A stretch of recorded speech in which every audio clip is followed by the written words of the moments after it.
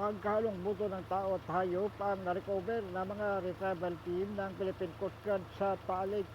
Ito ang kinumpirma ni PP Chief General Nicolas Torre III. Tinalanaan niya sa forensic group ng PNP ang ilan sa sakong na-recover at naglalaman ng mga hinihinalang kalansay para isailalim sa cross-matching. Ayon kay Torre, ito yung pang kumpirmahin kung ang mga kalansay ay bangkay ng mga missing sa bungero na itinapon sa lawa ng Taal Lake. Nakuhanan na din anya o umano ng DNA sample ang 12 kaanak kung tutugma ito sa mga buto na nakuha sa lawa.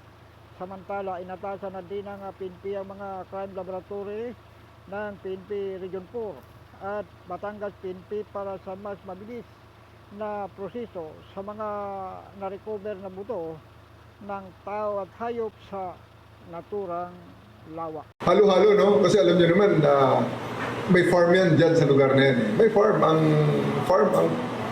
Taal ay farming yan. So, andyan na lahat na makikita natin. May mga na-recover na mga animal remains, may human, at mix-mix na ang ating mga tinitingnan ngayon na mga... Kaya kasama sa ating processing dyan, ang pag-differentiate kung ito ba ay animal origin or human origin. Ako si Edwin Moreno sa Kalawit News, una ka sa balita.